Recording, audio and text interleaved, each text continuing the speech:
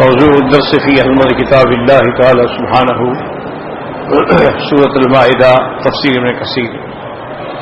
الحمد لله رب العالمين والصلاة والسلام على أشرف الأنبياء وسيد المرسلين سيدنا محمد وعلى آله وأصحابه أجمعين. اللهم صل على سيدنا محمد وعلى آل سيدنا محمد كما صليت على إبراهيم وعلى آل إبراهيم في العالمين إنك حميد مجيد. أعوذ بالله من الشيطان الرجيم. بسم الله الرحمن الرحيم.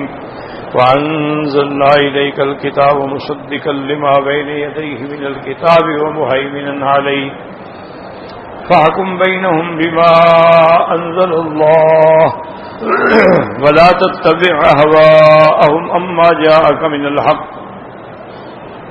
لكل جعلنا منكم شرعة ومنهاجا ولو شاء الله جعلكم أمة واحدة ولكن ليبلوكم فيما آتاكم فاستبقوا الخيرات إلى الله مرجعكم جميعا فينبئكم بما كنتم فيه تختلفون وأنحكم بينهم بما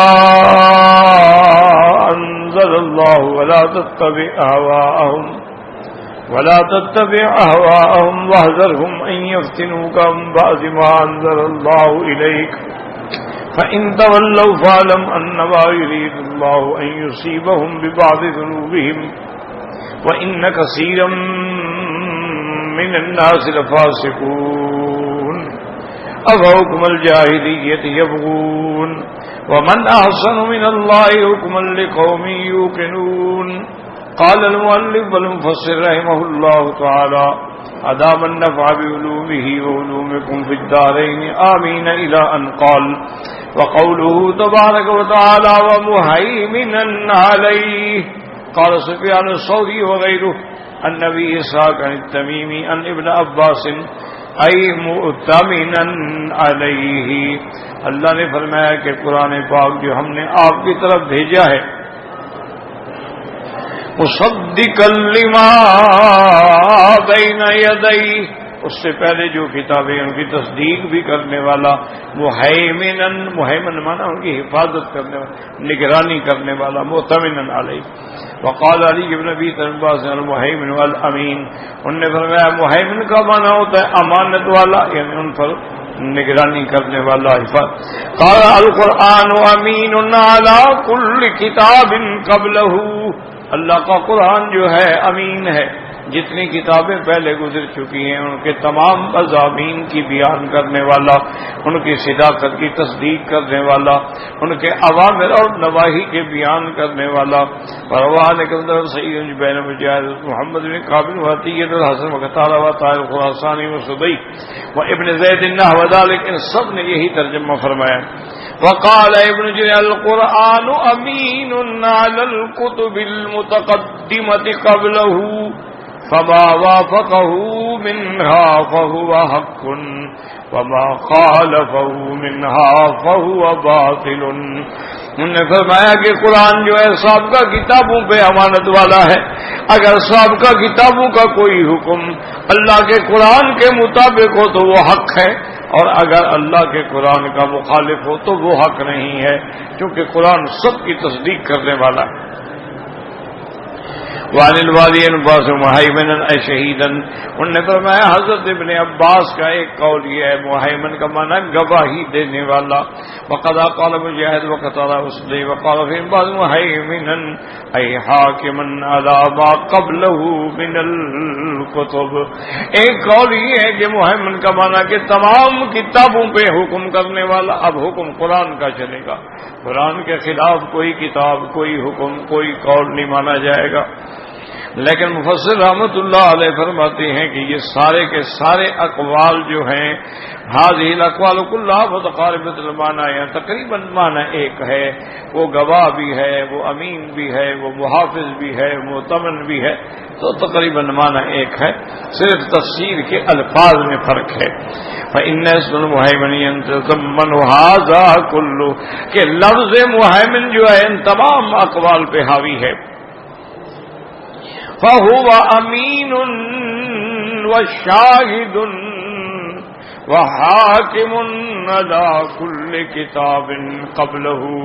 اللہ کا قرآن جو ہے یہ امین بھی ہے، یہ گواہ بھی ہے، یہ سب پہ حاکم بھی ہے جو کتابیں آپ سے پہلے اتری ہیں. جعل اللہ حاضر کتاب العظیم الذی انزل آخر الکتاب وخاتمها اشملها واعظمها واکملها حيث جمع فيه محاسن ما قبله وزادہ من الکمالات ما لیس فی غیرہ. اب مفسر رحمۃ اللہ علیہ فرماتے ہیں کہ اللہ نے یہ قرآن عظیم، یہ کتاب عظیم جو ہے، اس کو سب سے آخر میں بھیجا. یہ آخر الکتب بھی ہے، تمام کتابوں کے ختم کرنے والی، تمام ادیان کے ختم کرنے والی، کیونکہ حضور پاک صلی اللہ علیہ وسلم جو ہے خاتم الانبیاء ہیں، اس لیے آپ کے بعد نبی کوئی نہیں، اور اللہ کا قرآن جو ہے وہ خاتم الکتب ہے، اس کے بعد کتاب کوئی نہیں.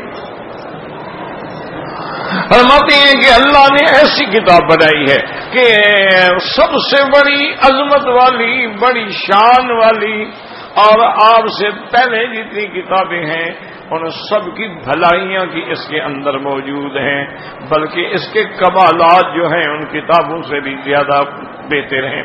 مالسری اور لہٰذا جارو شاہدن، اللہ نے اس کو شاہد بھی بنایا، امین بھی بنایا، حاکم بھی بنایا. ریا کلھا وتکفرت بحفظہ بنفس الکریمہ، اور اسی لیے اللہ نے قرآن کی حفاظت کا ذمہ جو ہے وہ اپنے ذمے لگایا ہے کہ اللہ کا قرآن جو ہے وہ اللہ کی حفاظت ہوگی. اور اللہ نے یہ وعدہ فرمایا کہ میرے محبوب آپ کوئی غم نہ کریں. انا نحن نزلنا الذکر وانا لہ لحافظون، ہم نے یہ قرآن آپ پہ اتارا ہے اور ہم ہی اس کی حفاظت کرنے والے ہیں. تو یہ ایسی کتاب ہے، ایسی جامع ہے، معنی ہے، کامل ہے، مکمل ہے کہ تمام کتابوں کا حسن جو ہے وہ اس کے اندر ہے. پھر تمام کتابوں کی محافظ ہے، اس میں جتنے احکام ہیں ان کی حفاظت کرنے والی، اور ان کو بھی قرآن کی کسوٹی پہ پرکھا جائے گا کہ کوئی حکم قرآن کے خلاف ہے اس کو چھوڑ دیں. اسی لیے جتنی اسرائیلی روایات ہوتی ہیں نا جی سابقہ کتابوں کی، تو اس کے بارے میں تمام علماء کا یہ فیصلہ ہے کہ لا نصدق ولا نکذب، کہ ہم اسرائیلی روایات کو یہ بھی نہیں کہیں گے کہ یہ سچی ہیں اور یہ بھی نہیں کہیں گے کہ یہ جھوٹی ہیں، بلکہ ہم دیکھیں گے ما وافق کتاب اللہ، جو اللہ کے قرآن کے موافق ہے اس کو ہم لے لیں گے، اور جو اللہ کے قرآن کے مخالف ہے اس کو ہم چھوڑ دیں گے. اور علماء اس لیے نقل کرتے ہیں کہ معلومات کی حد تک کہ افادہ اور استفادہ حاصل ہو جائے، ورنہ جتنی روایات کتب متقدمہ کی ہیں یا روایات اسرائیلیہ ہیں ان پر کوئی اعتماد نہیں کیا جا سکتا. اس کی وجہ یہ ہے کہ جن لوگوں نے اللہ کی تورات کو بدل ڈالا ہو ان کی زبان پہ کیا اعتبار ہے. جو اللہ کی کتاب کو بدل ڈالیں، جو اللہ کی کتاب کو پیسے لے کے فتوے بدل ڈالیں، حکم بدل ڈالیں، تو ان کا کیا بھروسہ ہے.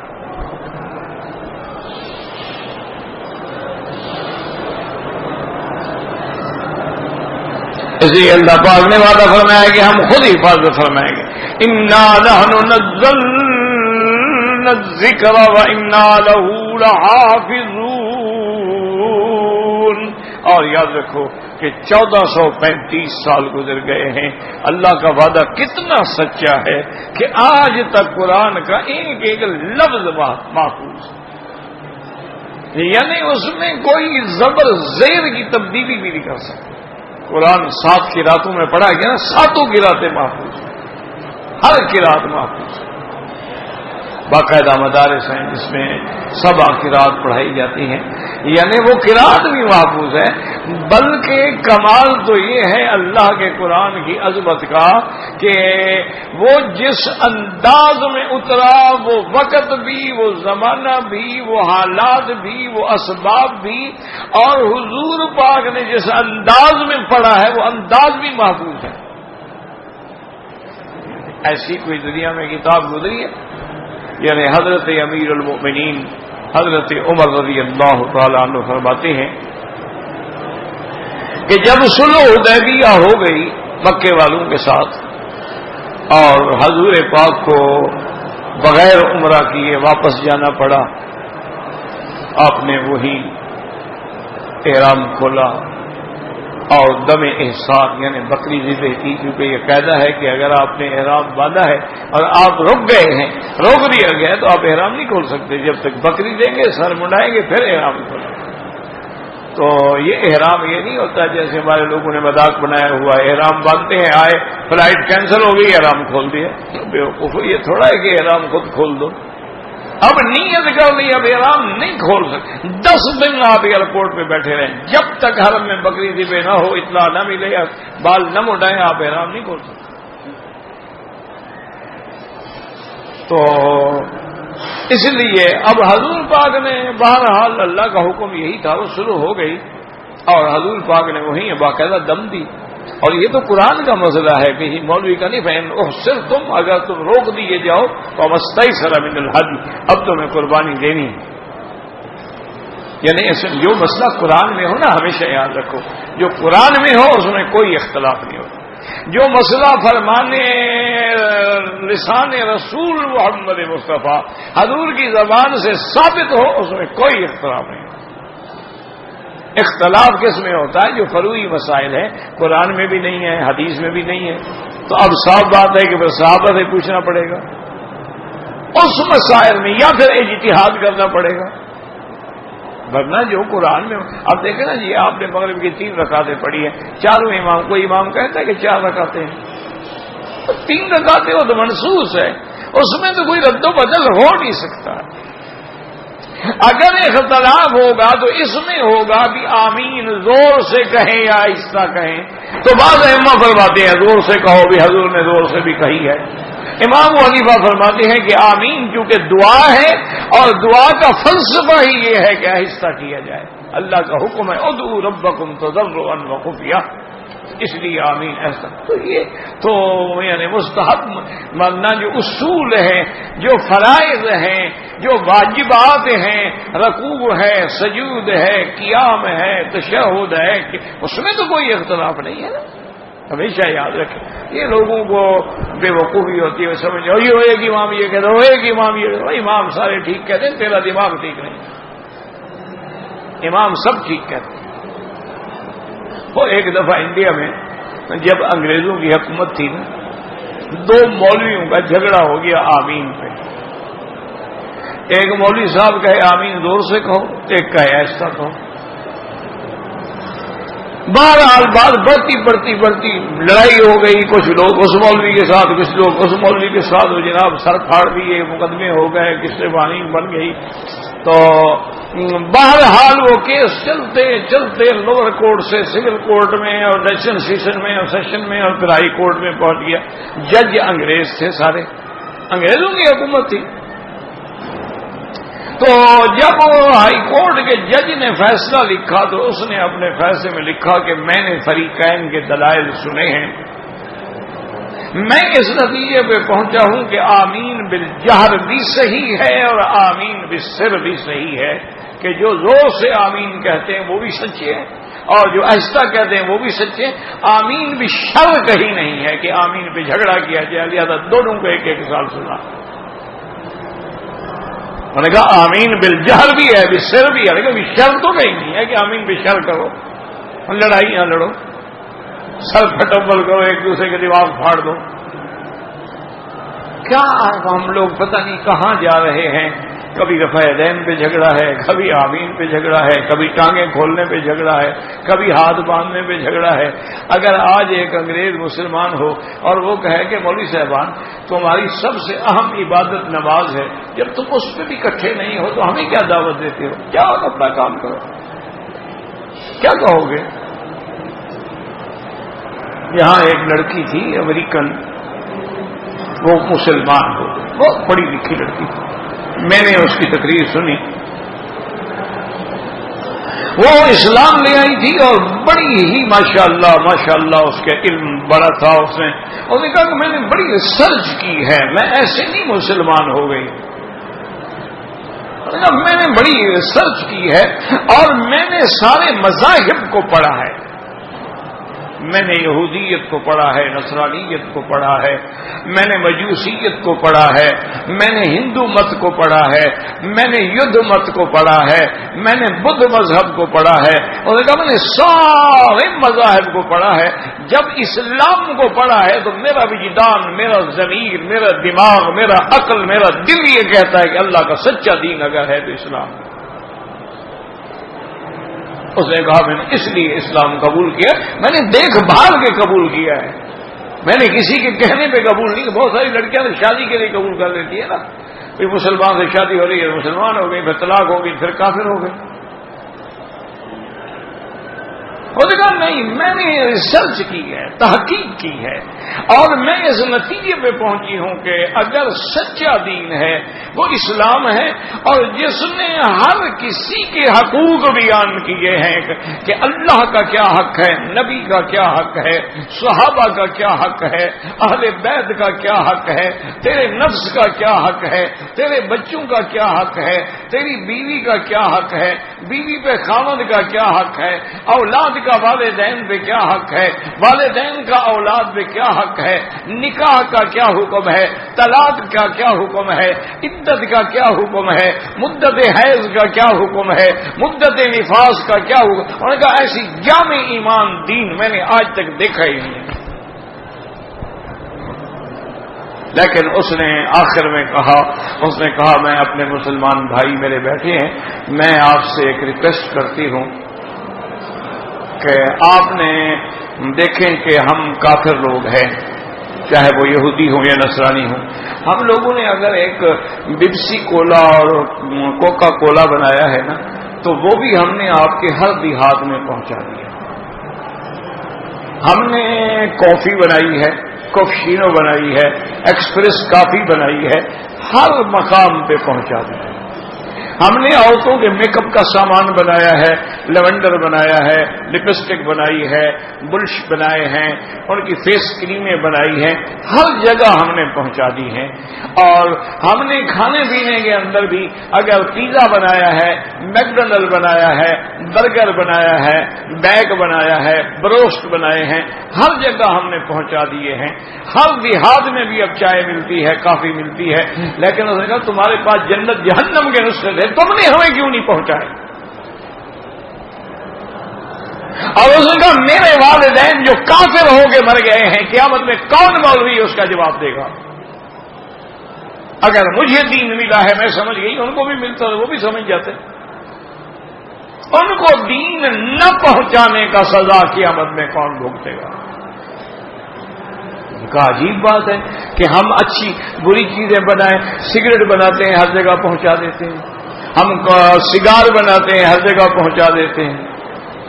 تم لوگوں کے پاس قرآن ہے، اسلام ہے، دین ہے، جنت ہے، جہنم ہے، تم اپنے گھروں میں سوئے ہوئے ہو، کسی کو نہیں پہنچاتے ہو، جبکہ تمہارے پیغمبر نے حکم دیا ہے کہ اگر تمہیں ایک مسئلہ آتا ہے، ایک آیت آتی ہے تو پہنچاؤ، بلغوا انی ولو آیا۔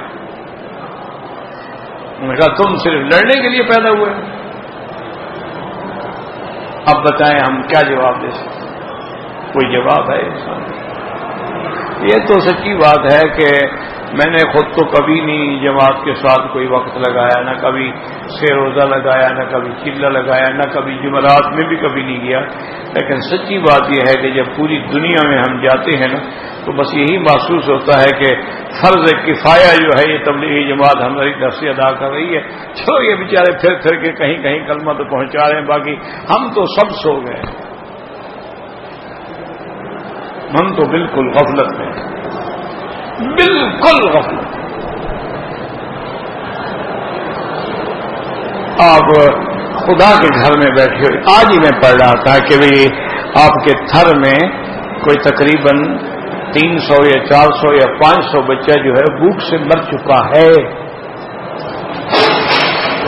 آج بھی کچھ بچے مرے ہیں، اور جشن میلاد النبی پہ کروڑوں کی بتیاں اور کیک کاٹے جا رہے ہیں۔ یار یہ غریبوں کو دے دیتے زیادہ ثواب ملتا،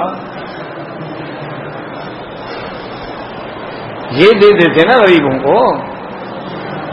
حضور پاک نے تو فرمایا کہ نعم الادام والخل، سرکے میں روٹی ڈبو کے حضور کھا لے، بس یہ سالن حضور میں بڑا اچھا سوال. کبھی کبھی کسی نے کوئی گوشت بنایا تو حضور نے کھا لیا. ورنہ بی بی عائشہ فرماتی ہے کہ ما شبع آل محمد من طوۃ الا بعد فتح خیبر. حضور کے گھرانے نے کبھی پیٹ بھر کے کھجوریں بھی نہیں کھائی جب تک خیبر فتح نہیں ہوا.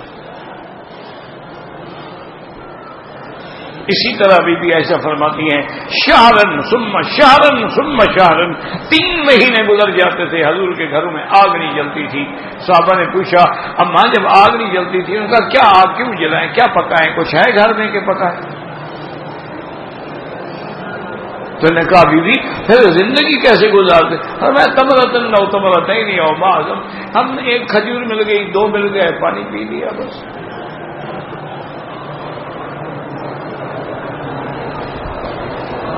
مجھے تو بھائی بہرحال سمجھ نہیں آتی. ایمان سے کہیں صرف اس علاقے کے لوگ جو ہیں، تھر کے باہر کے ارد گرد کے جو لوگ ہیں، جو اربوں پتی ہیں، کروڑوں پتی ہیں، جو 2-2 3-3 کروڑ کی گاڑیوں پہ پھرتے ہیں، یار وہ اتنے بے ضمیر اور بے غیرت ہو گئے ہیں کہ ان کے علاقے کے بچے بھوک سے مر رہے ہیں. اچھا اگر کسی اہل خیر نے امداد بھیجی ہے، وہ کمروں میں بند ہے تاکہ وقت گزر جائے گا، وہ جو وہاں کام کرنے والے ہیں بیچ دیں گے. منرل واٹر کی کمرے بھرے ہوئے ہیں، دواؤں کے کمرے بھرے ہوئے ہیں، غریب کو نہیں ملتا، ڈاکٹری کوئی نہیں، دیکھنے والا ہی کوئی نہیں. اگر میں پڑھ رہا تھا ایک ہسپتال میں 6 بچے مر گئے کہ ان کو بیٹر نہیں تھا، پیدا ہونے کے بعد جس میں رکھا جاتا ہے نا، وہ ان کے پاس جہاز ہی نہیں تھا، مشین ہی نہیں تھی. خدا کا خوف کرو. اور اتنے بڑے شہر کا وہ ہسپتال ہے جس میں سینکڑوں تاجر ہیں، سینکڑوں ملانر ہیں، سینکڑوں کارخانے دار. اور یار آگ لگاؤ، تم مسلمان خود خرید کر کے دے دو، چھوڑو حکومت کرتی ہے نہیں کرتی ہے، اور زکات سے دے دو، خیرات نہ دو، زکات سے دے دو. حضرت عمر کا زمانہ تھا، یاد رکھو، کہ حاطب ابن ابی بلتع کے اونٹنی جو تھی ان کے ایک ملازم تھا مزینہ قبیلے کا، اس نے چرائی. ثابت ہو گیا، اب چور کی سزا تو ہاتھ کاٹنا ہے نا جی. جب وہ مقدمہ حضرت عمر کی خدمت میں آیا، آپ نے فرمایا کہ تم نے کیوں چوری کی؟ اس نے کہا حضرت میرا مالک جو ہے مجھے کھانے کو بھی نہیں دیتا، میں مجبور تھا، میں فاقے کے ساتھ تھا، اتنا عرصہ میں نے برداشت کیا. آخر میں نے کہا اونٹنی بھگا کے لے جاؤ، بیچوں گا، 2 مہینے تو روٹی کھا لوں گا. آپ نے فرمایا کوئی اس کا ہاتھ نہیں کاٹا جائے گا، جو بھوک سے مجبور ہو کے چوری کرے اس پہ عمر ہاتھ جاری نہیں کرے گا.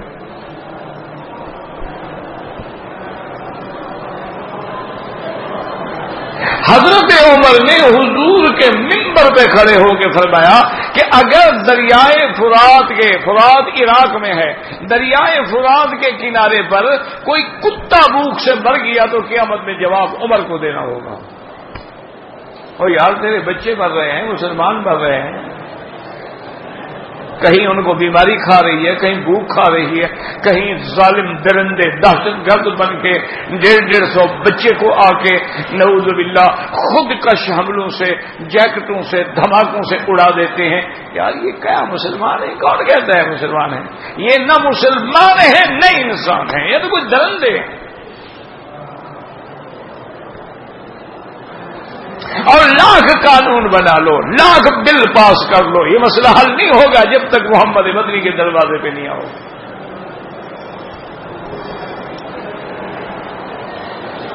تمام علماء کو، بریلوی ہے، دیوبندی ہے، شیعہ ہے، سنی ہے، کوئی بھی ہے، سب علماء کو ایک جگہ بٹھاؤ اور ان سے کہو کہ یہ قرآن کی آیت جو ہے جس میں اللہ نے سزا رکھی ہے کہ ایسے ظالموں کو، ایسے درندوں کو، دہشت گردوں کو کیا کرو، یقتلوا، یا ان کو قتل کرو یا پھانسی دو یا ان کے ہاتھ پاؤں الٹے کاٹو. کیا اس سزا دینے کا وقت آ گیا ہے یا نہیں آیا ہے؟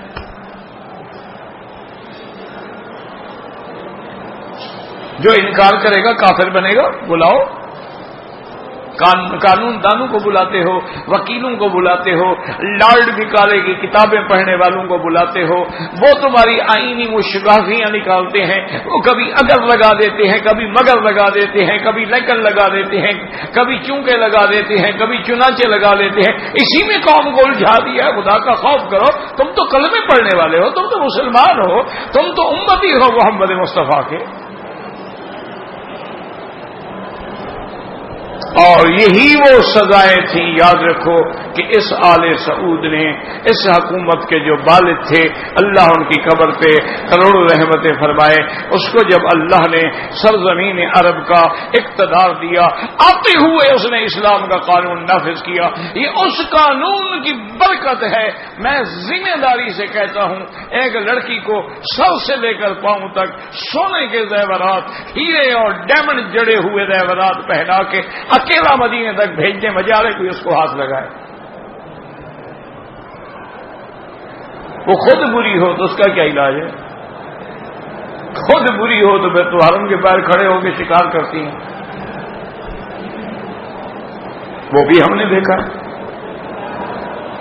ایسے ظالم ذلیل کمینے لوگ بھی ہم نے دیکھے ہیں کہ حجر اسود کے بی بی بوسہ دے رہی، وہ پیچھے سے اس کے ساتھ نعوذ باللہ حرکت کر رہا ہے اور اس کا انذار ہو گیا، اسی میں پکڑا گیا وہ ظالم۔ یہ مسلمان ہے یار، خدا کا خوف کرو۔ پتہ نہیں یا تو میں پاگل ہوں، سچی بات ہے، یا تو محسوس یہی ہوتا ہے مجھے کہ شاید لوگ سچے ہیں، بس میں بے وقوف ہوں۔ اسی لیے کسی شاعر نے کہا تھا نا کہ نہ ابلہ مسجد ہوں نہ تہذیب کا فرزند، کہتا ہوں وہی بات، سمجھتا ہوں جسے حق، نہ ابلہ مسجد ہوں نہ تہذیب کا فرزند، اور میرا جرم کیا ہے کہ میں زہری ہلاحل کو کبھی کہہ نہ سکا کند۔ جو زہر ہے وہ زہر ہے، اب اس کے اوپر جناب گولیاں چڑھاؤ، کبھی حب رسول کے نام پر، کبھی حب اولیاء کے نام پر، کبھی حب مزارات کے نام پر، اور اللہ کے نبی کی امت بھوکھی مر رہی ہے، آپ جھنڈے اٹھا کے جلوس نکالیں، آنے دو قیامت انشاءاللہ، فکر نہ کرو۔ تمہارا مدعی مولوی مکی نہیں ہوگا، انشاءاللہ محمد مصطفیٰ ہوگا، جس کے نام پہ تم نے قوم کو لوٹا۔ اسی لیے حضور فرماتے ہیں نا کہ میں حوض کوثر پہ کھڑا ہوں گا اور میری امت کے لوگ میری طرف آ رہے ہوں گے حوض کوثر پینے کے لیے، اللہ کے فرشتے ان کو دھکے دے رہے ہوں گے، میں فرشتوں سے کہوں گا ہؤلاء اصحابی، یہ تو میری جماعت لوگ ہیں، آنے دو ان کو۔ وہ کہیں گے انک لا تدری ما احدثوا بعدک یا رسول اللہ، حضور آپ کو پتہ نہیں ہے کہ آپ کے بعد انہوں نے کیا کیا بدعتیں ایجاد کی دنیا میں۔ حضور فرمائیں گے سحقا لہم سحقا لہم، ہلاکت ہو ان کو، لے جاؤ جہنم میں۔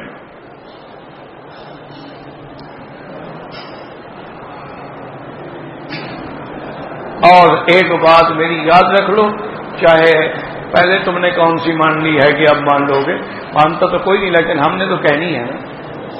ایک بات یاد رکھ لو کہ حضور صلی اللہ علیہ وسلم اگر کوئی ڈاکو ہے، قاتل ہے، چور ہے، زانی ہے، شرابی ہے، گناہگار ہے، فاسق ہے، فاجر ہے، اس کی شفاعت تو کریں گے لیکن کسی بدعت والے کی شفاعت نہیں کریں گے۔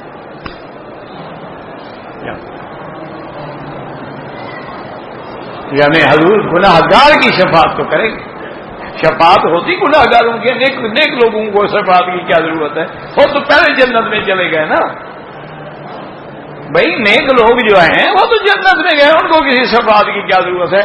جیسے کہ حضرت ابن عباس نے فرمایا تھا کہ جب نامہ اعمال تقسیم ہو رہے ہوں گے تو سب سے پہلے داہنے ہاتھ میں نامہ عمل جو ہے وہ حضرت عمر کو ملے گا۔ تو صحابی نے پوچھا، اس نے کہا حضرت عمر کا تو پھر بڑا شان ہے، وَأَيْنَ أَبِي بَكْرٍ، تو ابو بکر، اور ہلاکت ہوتی ہے تمہیں پتہ نہیں، اور عمر تو ابھی نام اعمال لے رہا ہوگا، ابو بکر تو جنت میں پہنچ بھی گیا ہوگا، وہ تو چلا گیا ہوگا، وہ تو ان سے الگ ہے۔ اس کا تو مقام ہی الگ ہے. فی مقعد صدق عند ملیک مقتدر، وہ تو صدیق ہے. والذی جاء بالصدق وصدقہ بہ، تو مقام بھی وہی ملے گا فی مقعد صدق عند ملیک مقتدر. تو اس لیے ہمیشہ یاد رکھیں کہ جو نیک لوگ ہیں نا جی، جن کا خاتمہ ایمان پہ ہوا، نیکیاں بھی زیادہ ہیں، ان کو صفات کی ضرورت ہی نہیں، وہ تو اول وہلے میں جنت میں چلے جائیں. اچھا وہ لوگ ہیں جن کو اللہ بغیر حساب کے جنت میں داخل فرما دیں گے، یدخلون الجنت بغیر حساب، ان کی بھی کوئی شفاعت کی ضرورت ہے. شفاعت تو ہم گناہگاروں کی ہوگی نا، کہ ہے تو مومن، کلمہ تو پڑا ہے لیکن گناہ ہے. اچھا اگر گناہوں سے سچی توبہ کر کے مر گیا، وہ بھی گناہ ختم ہو گئے. بڑا گناہگار، زندگی گناہوں میں گزر گئی لیکن اللہ کے آگے رو پڑا اور سچی توبہ کر لی. التائب من الذنب کمن لا ذنب لہ، اس کی کیفیت ایسے ہو جائے گی جیسے اس سے کبھی گناہ نہیں ہوا ہے. تو اب اللہ فرشتوں کو حکم دیں گے کہ میرے بندے نے توبہ کر لی ہے، تو یا اللہ اب آگے لکھ دیں کہ اس نے توبہ کر لی ہے. میں نہیں، اس نے جو گناہ کیا تھا وہ نام عمل میں مٹا دو، رہنے کی نہ دو.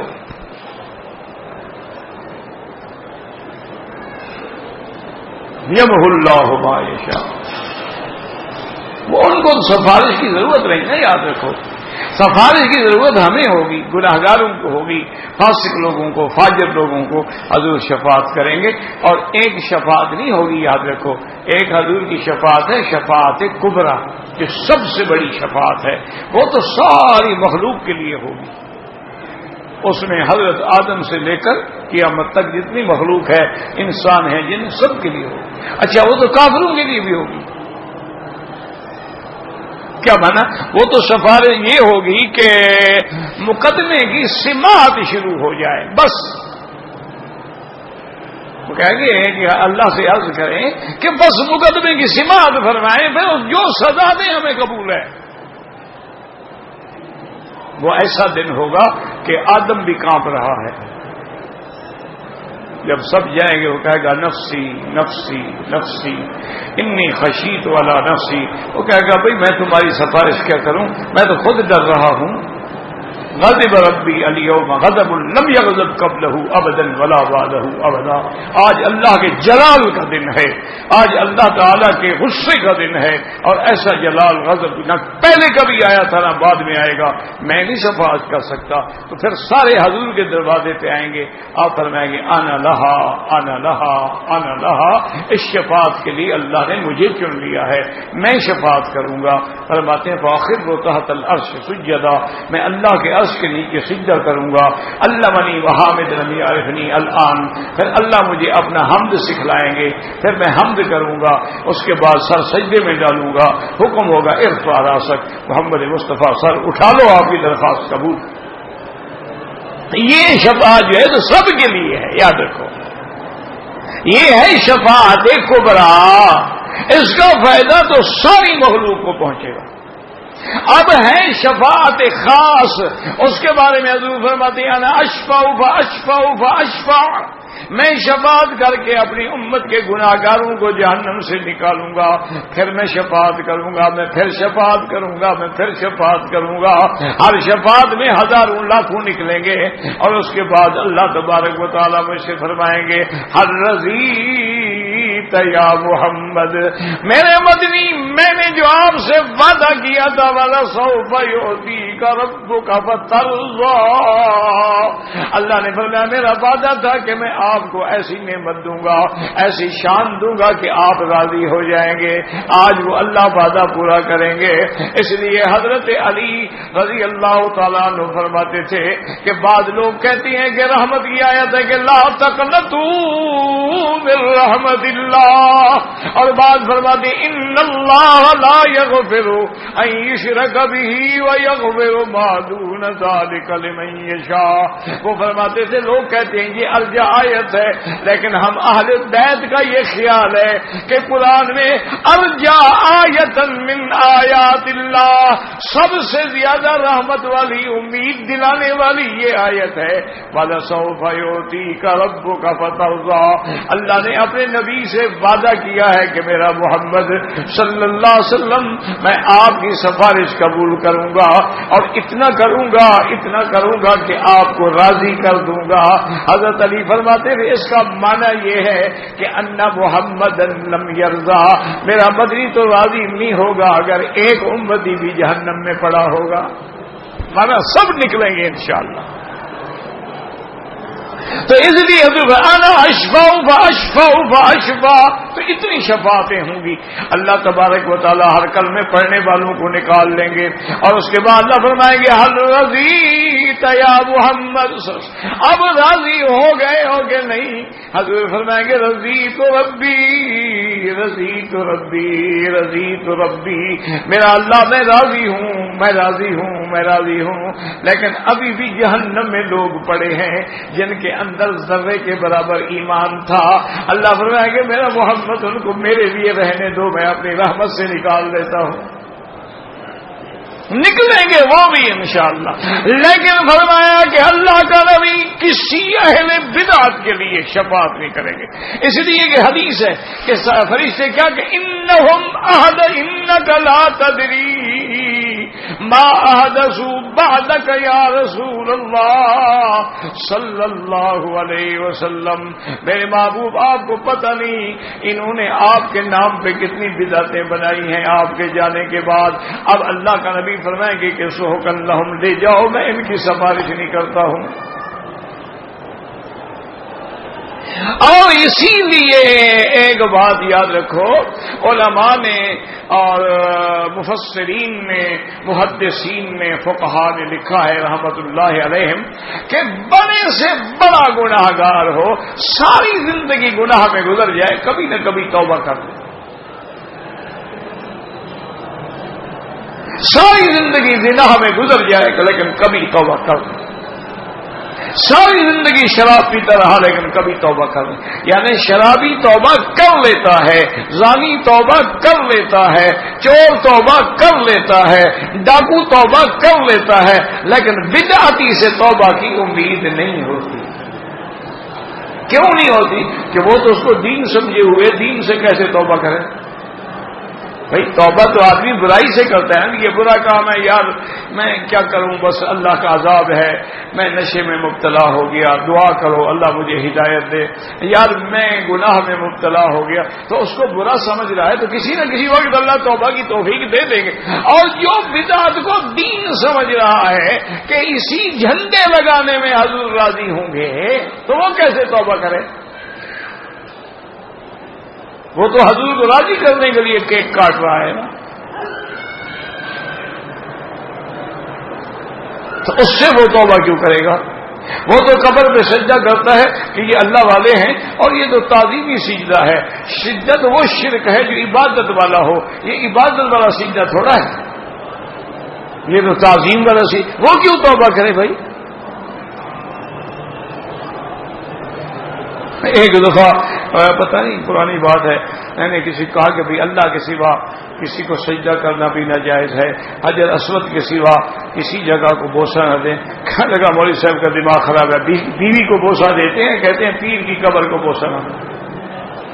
یعنی تم پیر کی قبر کو بیوی سمجھ کے بوسہ دیں، کیا خیال ہے؟ نہ تم اس کو بیوی سمجھتے ہو یا خاوند سمجھتے ہو؟ خدا کا خوف. اور تعظیم کا کیا معنی ہوتا ہے؟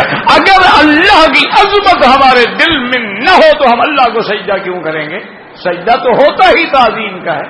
دل میں عظمت ہوگی کہ وہ خدا ہے، وہ الہ ہے، وہ قادر ہے، وہ رزاق ہے، وہ ارحم الراحمین ہے، وہ اکرم الاکرمین ہے، وہ اجود الاجودین ہے، وہ ساری کائنات کے لیے رب العالمین ہے، تب ہم جھکتے ہیں. عظمت ہوگی تو سجدہ ہوگا نا. یہ کیا بہانہ ہے کہ وہ تعظیمی سجدہ ہے اور وہ جناب عبادت والا سجدہ ہے؟ یہ کوئی بات ہے؟ اس لیے دعا کریں اللہ تبارک و تعالی، اور اللہ کے گھر میں ہو یہ بھی دعا کرو ہمارے جو ساتھی اس بدعت کو دین سمجھے ہوئے ہیں اللہ ان کو ہدایت، سب کی ہدایت کے لیے دعا کریں کسی کے ہلاکت کے لیے کبھی دعا نہ کریں. جو بیچارے صلاۃ و سلام پڑھتے ہیں اذان سے پہلے یا جمعہ کے دن کھڑے ہو کے صلاۃ و سلام پڑھتے ہیں اور سمجھتے ہیں کہ حضور آ گئے ہیں، ایمان سے کہیں اگر یہ کسی کو پتا ہو کہ آ گئے ہیں تو کون بدبخت ہے جو بیٹھا رہے گا؟ بس وہ بیچارے غلط فہمی میں مبتلا ہے. دعا یہ کریں کہ اللہ ان کو بھی ہدایت دے اور اللہ ان کو صحیح معنوں میں حضور کی سچی محبت نصیب فرمائے. ہم سب کو حضور کی، اور سچی محبت کیا ہے؟ اتباع رسول اللہ، حضور کی اطاعت کرنا، حضور کے حکم پہ چلنا، حضور کی اتباع کرنا، اسی کو نام محبت ہے. اگر آدمی لاکھ محبت کے دعوے کرتا رہے لیکن حضور کی اطاعت نہ کرے تو وہ محبت نہیں ہے، وہ دھوکہ ہے، وہ فریب ہے، وہ فراڈ ہے، وہ نفاق ہے، اور اس پر اللہ سزا دیتے ہیں. تو اس لیے یاد رکھو کتنے ہم خوش نصیب ہیں کہ افضل الکتب، سب سے افضل کتاب ہمیں ملی ہے.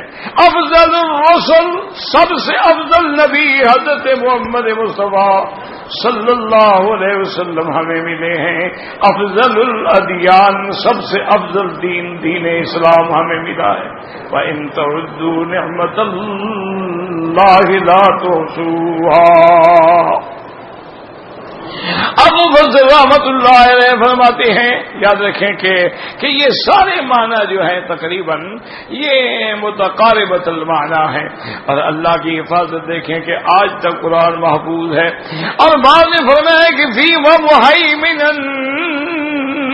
علیہ، یعنی محمد صلی اللہ علیہ وسلم امین علی القرآن فإنه صحیح فی المعنی ولكن بھی تفسیر ھذا بھذا نظر. اچھا بعد یہ کہتے ہیں کہ نہیں ومہیمن علیہ، اس سے مراد محمد مصطفیٰ ہے، یعنی اللہ کے نبی جو ہیں وہ اللہ کے قرآن پہ امین ہیں، محفوظ رکھنے والے ہیں اس کے ایک ایک لفظ کو. اب مفسر کہتے ہیں کہ معنی کے اعتبار سے تو ٹھیک ہے کہ حضور بھی قرآن پہ امانت رکھنے والے ہیں، لیکن تفسیر کے اعتبار پہ ٹھیک نہیں ہے. کیوں کہ تفسیر میں جو لفظ ہے وہ قرآن کے ساتھ تعلق رکھتا ہے، وہ حضور کے ساتھ تعلق نہیں. وَأَنزَلْنَا إِلَيْكَ الْكِتَابَ بِالْحَقِّ مُصَدِّقًا لِمَا بَيْنَ يَدَيْهِ مِنَ الْكِتَابِ وَمُهَيْمِنًا عَلَيْهِ. تو مراد قرآن ہے. حضور کا نام بھی ٹھیک ہے، معنی کے اعتبار سے ٹھیک ہے لیکن تفسیر کے اعتبار سے نہیں ٹھیک. وفي تنزيل عليه من حيث العربية أيضا نظر وفي الجملة الصحيح والأول. اب مفسر رحمۃ اللہ علیہ فرماتے ہیں کہ یاد رکھیں کہ اصل میں صحیح قول وہی ہے جو جمہور نے پیش فرمایا ہے. وقال ابو جعفر جرير بعد حکایته انه بعد حکایته عن مجاهد وهذا التعويل بعيد من المفهوم في كلام العرب بل هو خطأ. اب فرماتے کہ حضرت مجاہد فرماتے تھے کہ یہاں محمد سے مراد حضور کا نام لینا جو ہے وہ غلط ہے کلام عرب کے اعتبار سے بھی اور کلام قواعد کے اعتبار سے بھی. ان المحمن عطف علی المصدق، کہ محمن کا عطف جو ہے مصدق پہ ہے. فلا يكون الا صفۃ لمن كان مصدق صفۃ له، تو لہذا یہ بھی اسی کی صفت بنے گی جو مصدق ہوگا. تو جب کتاب مصدق ہے تو محمن بھی کتاب ہے. قال ولو كان الامر كما قال مجاهد لقال انزلنا اليك كتابا مصدقا لما بين يديه من الكتاب مهيمنا عليه يعني من غير عطف. تو پھر یہ ہوتا کہ ہم نے آپ کی طرف کتاب اتاری ہے تصدیق کرنے والی ہے، اور اس کے بعد لمصدقا لما بين يديه من الكتاب ومهيمنا عليه. لیکن یاد رکھو کہ یہ ساری صفتیں جو ہیں اللہ کے قرآن کی ہیں، اور اللہ ہمیں قرآن پر عمل کرنے کی اور قرآن پڑھنے کی اور پڑھانے کی توفیق عطا فرمائیں. اور میں نے جو پہلے بھی عرض کیا تھا کہ اب تو مرد ہیں یا عورتیں ہیں، میرے بھائی ہیں، میری بیٹیاں ہیں، میری بہنیں ہیں، اب تو صرف اصلاح کا ایک حل ہے کہ 24 گھنٹے میں کم از کم آدھا گھنٹہ نکالو اور بالکل علیحدہ گھر میں ہوں، اکیلے ہوں، اکیلے کمرے میں، اور قرآن شریف کی تلاوت کریں اور ایک تسبیح استغفار پڑھیں ایک تسبیح جو ہے درود شریف پڑھا کریں، اس کے بعد اللہ سے دعا مانگا کریں تاکہ ہماری اصلاح ہو جائے۔ تو انشاءاللہ اب اصلاح کا اور کوئی ذریعہ نہیں رہا۔ اب وہ اللہ والے لوگ ہیں تو بہت قلیل ہیں، الا قلیل من عبادی الشکور، کہ جن کی صحبت میں آدمی پر رنگ آ جاتے تھے، جن کی صحبت سے اور جن کی باتوں سے انسان بدل جاتے تھے، اب وہ لوگ ناپید ہو گئے۔ میں جیزان سے جدے آیا اور جدے سے عمرے کا احرام باندھا، دم پڑ گئی۔ آپ میقات سے گزر آئے، آپ کا میقات تو یلملم راستے میں تھا، یلملم، یا اگر ایئرپورٹ سے آئے ہو تو آپ کو جیزان ایئرپورٹ سے احرام باندھنا چاہیے تھا۔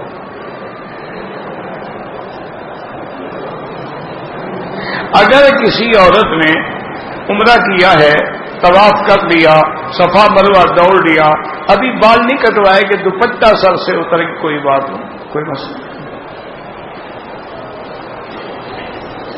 اور ویسے بھی تھوڑا سا مہربانی کرو، کچھ عقل کو بھی تکلیف دیا کرو، کوئی ساری ذمہ داری مولوی مکی پہ نہ ڈال دیا کرو۔ بال جو کٹوائے گی، کپڑا ہٹائے گی تو کٹوائے گی، یعنی دوپٹہ پہ کے دوپٹے کے اوپر سے بال کاٹے گی، کوئی عقل نہیں ہے، اللہ نے نہیں دیا۔ اگر اس نے دوپٹہ اتارا تو کیا ہو گیا؟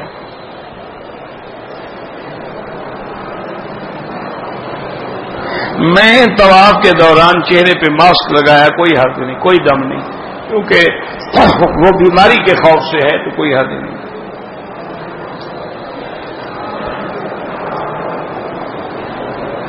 عورت کے احرام باندھ کر عمرے کے لیے باہر سے آئی ہے، اس کا خاوند اس سے گفتگو کرتا ہے یا بوسہ لیتا ہے یا بوسہ، بہرحال اگر حالت احرام میں اس نے اپنی بیوی کا بوسہ لیا ہے تو استغفار بھی کرے اور 8-10 ریال خیرات بھی کرے، کیونکہ احرام کی حالت میں یہ شرط ہے کہ لا رفث ولا فسوق ولا جدال۔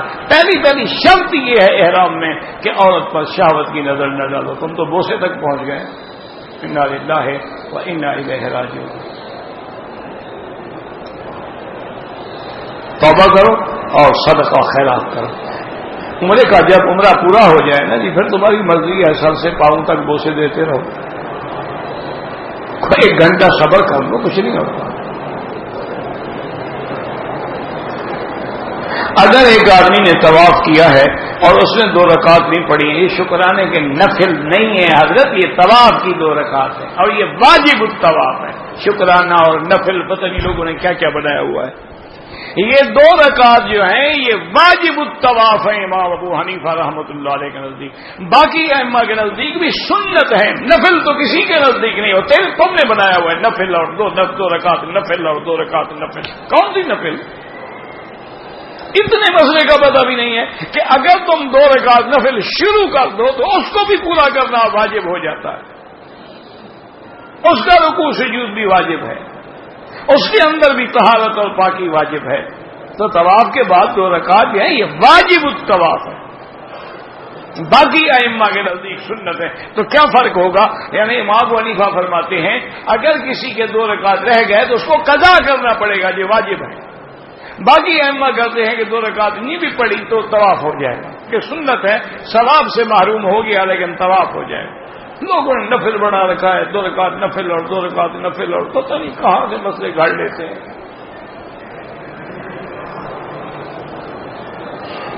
کہتے جی کہ جو لوگ حضور پاک کی حیات کے منکر ہیں اللہ ان کو ہدایت دے، مسئلہ اختلافی ہے، لیکن یاد رکھیں کہ حضور کی حیات یا انبیاء کی حیات کا کوئی بھی منکر نہیں ہے دنیا میں، صرف ایک فرقہ کرامیہ ہے معتزلہ کا جو منکر ہے۔ فرق اتنا ہے کہ بعض لوگ محبت میں حیات دنیاوی کہہ دیتے ہیں، اصل میں حیات دنیاوی نہیں ہے، حیات برزخی ہے، عالم برزخ میں یہ حیات کا تو کوئی منکر ہو ہی نہیں سکتا۔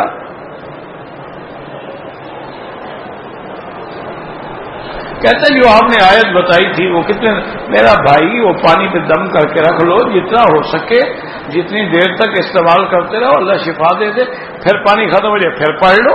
اسی لیے بڑے کسی جیلون پہ پڑھ کے دم کر دو جس میں کم از کم 10-12 لیٹر یا 20 لیٹر پانی ہو، تاکہ کم سے کم مہینہ تو چلے نا وہ۔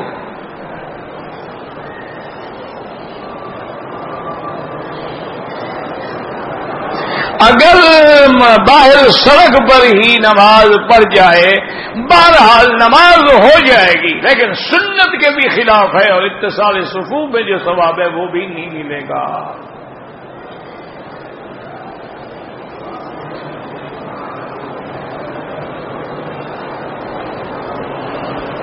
تصویریں اور ویڈیو بنانا جو ہے وہ بالکل ناجائز ہے، میں تو اس کے حق میں نہیں ہوں۔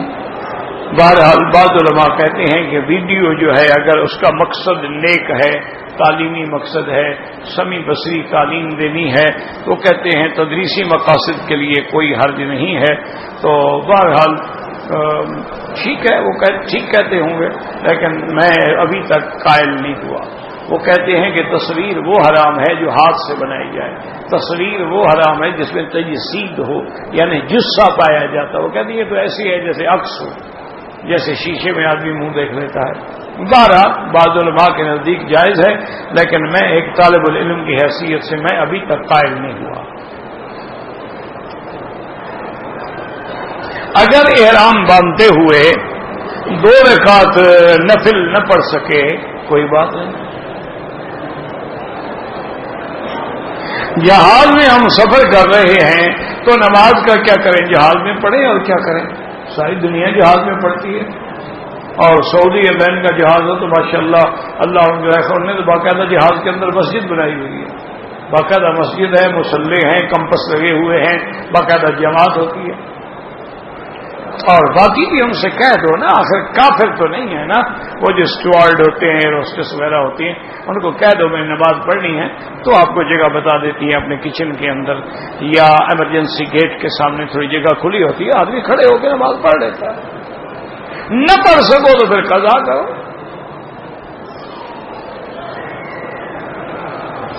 اگر جہاز کی سیٹ پر بیٹھے ہوئے بلا عذر قیام نہ کرے نماز نہیں ہوتی، جب قیام ہو سکتا ہے تو پھر کیوں نہ کرے؟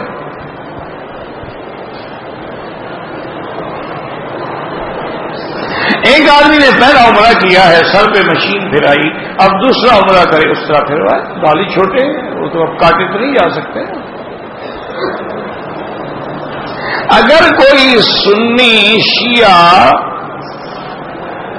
پسند لڑکی پسند کرے، شادی کرے، نکاح جائز ہوگا؟ بالکل نہ کرے، نہ پسند کرے نہ شادی کرے، کیونکہ یہ مشکلات ہیں۔ ابھی تو تمہیں عشق کا بھوت چڑھا ہوا ہے نا، تو عشق کا تو معنی یہی ہوتا ہے نا کہ عین جو ہے نا، عشق 3 لفظ ہیں، عین، شین اور قاف، تو عین سے عقل ختم، شین سے شرم ختم، اور قاف سے قرار ختم، پھر عشق بنتا ہے۔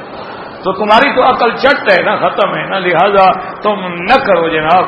کل کو بچے پیدا ہوں گے نا انشاءاللہ، وہ مجلس میں بیٹھے ہوں گے اور تم ادھر بیٹھے ہوں گے، وہ دلدل کے پاس کھڑے ہوں گے منتیں ماننے کے لیے، کیونکہ ماں جیسا بنائے گی ویسے بنے گے نا۔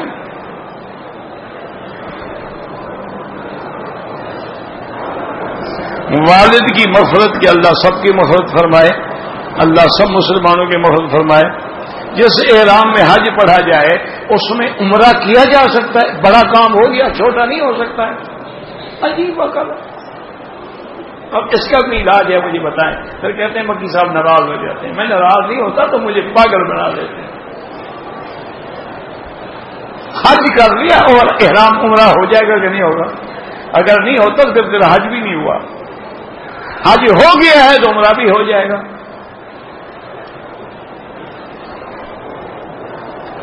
فرض نماز ہوں یا نفلی نماز، فرض نمازوں میں تو تسبیح زیادہ کریں، یعنی مثلا سبحان ربی الاعلیٰ، سبحان ربی الاعلیٰ 3 دفعہ کے بجائے 7 دفعہ، 7 دفعہ کے بجائے 11 دفعہ۔ لیکن اگر نفل نماز ہے تو پھر دعا بھی کیا کریں، لیکن وہ دعائیں جو حضور پاک سے ثابت ہیں، یا مقلب القلوب ثبت قلبی علی دینک، یا مصرف القلوب صرف قلبی الی طاعتک، اللہم انی اسألک العفو والعافیہ، اللہم انک عفو کریم عظیم تحب العفو فاعف عنی، یعنی وہ دعائیں جو ثابت ہیں۔ اپنی دعائیں نہ شروع کر دینا، اپنی زبان میں شروع ہو جاؤ، وہ ناجائز ہے، نماز ہی نہیں ہوگی۔ وہ میرے ایک دوست تھے، فوت ہو گئے، مرزا غلام نبی جانباز، بہت بڑا شاعر تھا، احرار کا، میرے ساتھ بیٹھے ہوئے تھے۔ تو ہمارے آگے ایک ہم بنگالی بھائی جو تھا نا وہ نماز پڑھ رہا تھا، نماز کے بعد سنا کر یا اللہ تبارک و تعالیٰ مجھے ایمان عطا فرما دے، مجھے ایمان عطا فرما دے، مجھے قرآن عطا فرما دے، مجھے حج عطا فرما دے، مجھے مدینہ عطا فرما دے، مجھے ایمان عطا، اور لگا ہوا۔ اب 2 منٹ 4 منٹ گزرے تو جہاں صاحب جو تھے نا وہ تھا بڑا شرارتی آدمی، تو وہ اس کے قریب جا کے بیٹھ گئے، یا اللہ مجھے بیوی عطا فرما دے، یا اللہ مجھے گاڑی عطا فرما دے، یا اللہ مجھے مکان عطا فرما دے، یا اللہ مجھے گھر عطا فرما دے، یا اللہ مجھے پیسے عطا فرما دے۔ وہ بنگالی جو سنا اس کو غصہ آ گیا، کیا کرتا ہے، کیا خدا سے کیا مانگتا ہے؟ ہم نے کہا جو چیز جس کے پاس نہیں ہوتی وہ مانگتا ہے، تمہارے پاس ایمان نہیں ہوگا تم مانگ رہے ہو، میرے پاس بیوی نہیں ہے وہ مانگ رہا ہوں، وہی مانگا جائے گا جو تیرے پاس نہ ہو۔ جو چیز کیا تم نے 100 دفعہ شروع کا ایمان دے دو، ایمان ہے تو اللہ کے گھر میں بیٹھو اور ایمان دے دو۔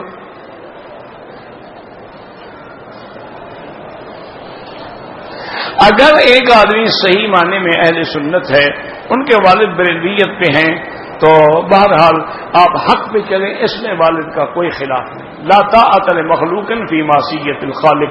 حضرت ابراہیم الخلیل نے باپ چھوڑ دیا کہ نہیں چھوڑا؟ تو یہی ہمیں حکم ہے کہ اگر باپ شرک سے باز نہیں آتا تو ہم چھوڑ دیں۔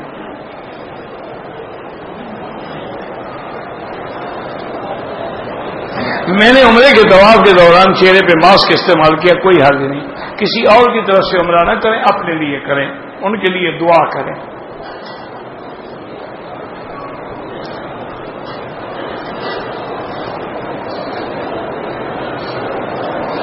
ایک آدمی مدت سے یہاں سعودی عرب میں کام کر رہا ہے، ہر سال ارادہ کرتا ہے لیکن کچھ مسائل کھڑے ہو جاتے ہیں، دعا کریں وہ اپنے ملک بھی جائے اور شادی بھی کرے۔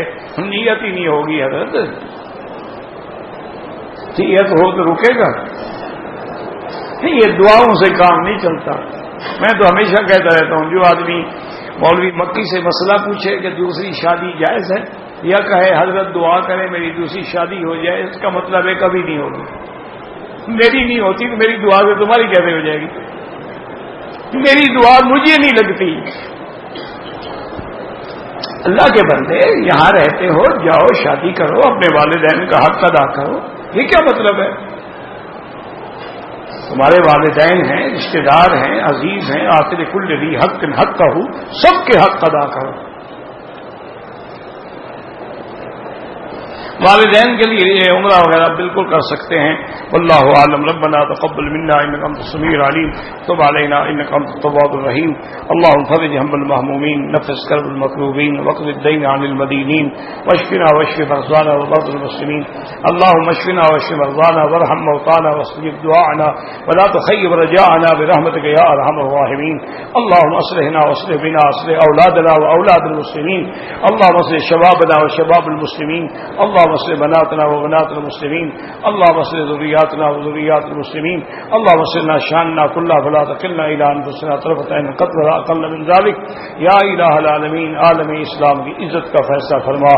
یا اللہ کفار و مشرکین کی ذلت کا فیصلہ فرما۔ یا اللہ مسلمان جس ملک میں ہیں ان کی جان مال آب و عزت کی حفاظت فرما۔